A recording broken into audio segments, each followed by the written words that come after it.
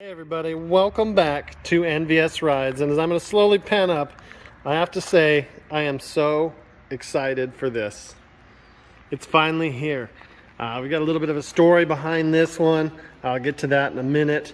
This lift is a forward lift, CR14 if you're looking it up.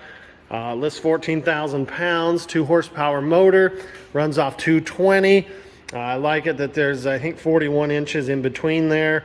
Your ramps are 20 inches wide. It'll lift up to a full height, 72 seconds, I believe. It's a good lift. I've seen a lot of reviews on it, and people seem to like them. They seem to work, so that's really all you can ask for. I love the blue. They come in blue or red. I wanted blue. I don't know. It's almost really hasn't hit me yet now. There's still some things we need. We got to get power over to here. I've got to get a little air compressor. The air compressor releases the locks, which you'll raise it up just a bit. Hit this little air right here, and that'll release the locks, and you can drop her down. So I'm excited. I'm probably going to have to read the manual again before I actually use it. I would love to be out here using it tonight, but things just didn't line up with the electrician today. So shop itself, they recommend, I believe it's a 15 by 25 minimum square foot shop.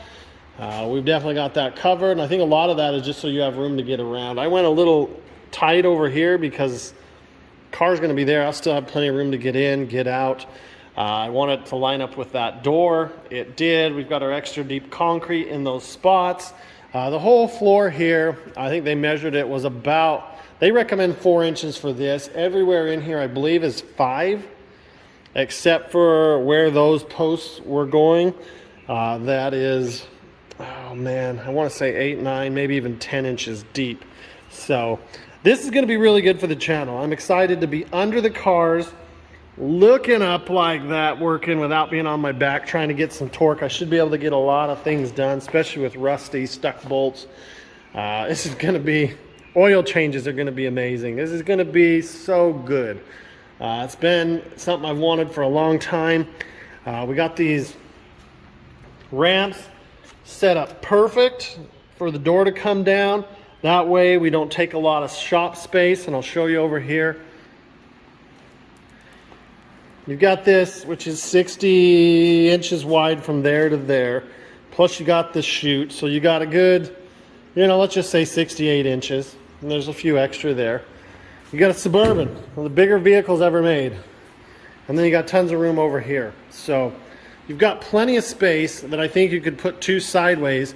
And that's why I put that door there, is to make it easier. I didn't use it today, but that's why I put the door there, so that you could just pull them in. We got this big girl here.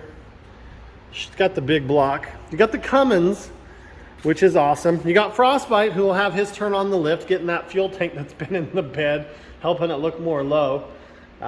You got the Silver Bullet there that's going to be pulled up there, and we'll just start pulling parts off or cleaning parts and cleaning them up, making that undercarriage look like it should. And then we've got the Camaro. The Camaro definitely needs some love. It left me stranded the other day.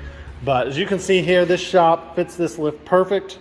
I have thought about down the road, if things go well and I really enjoy it, getting a 2-post lift right here. Pull it in, leave the car up on the 2-post. That would be cool. But the reason I went 4-posts, some of my cars are unibodies. That means there's no real solid frame to the rear. And I didn't want to put those little posts up and potentially blow through the metal on the car and really do some damage. So that's why I went with the 4. It's easier for what I need to do. If I need to, or I wanted to, I could get the rolling jacks. The problem with that is they're as much as the lift.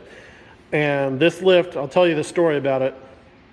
This lift, I spoke for last year. The guy did not put the order in, so he did not put the invoice through. So I called the company to complain because he quit and just left it high and dry. They honored their price. I had to wait a few more months. This should have been in 4 or 5 weeks after the shop was done. and they honored their price, and now this lift is a couple $1,000s more, but I think it's still one of the better lifts and bargains out there. Again, Forward CR14. I'll do a sorry, I'm so excited I can't even talk. I'll do a full review of this lift once we get power and I've had a chance to use it, and then I'll do a long-term review after a little bit. Again, Forward lift, 2 horsepower motor. You need 220, which we have over there. We just got to get it over here. And you need a little air compressor. I don't know if you can see it right there. That will run it. So you don't need anything crazy. It's just got to be enough to release these cylinder locks down in here, and you're good to go. So with that, I just wanted to share it with you. It's been a little bit. This is what I've been up to. I took the Dodge out today for a little bit. She's got a couple things going on, but it's overall solid truck. I really think we got a broken belt on one of the tires. It just doesn't feel right, but yeah, we'll take it to the dump. Here's all the junk from the freaking lift, so that's awesome. And yeah, we will see you guys on the next one. I've got a couple of other ideas lined up. One of them will be once we get this thing going, I get a couple cars up. We'll do a full review on this lift. I'll let you know what I think, how I feel about the ramps, getting under it, stuff like that. But if you can, subscribe, hit that thumbs up. And yeah, you'll definitely be seeing more of this. See you on the next one.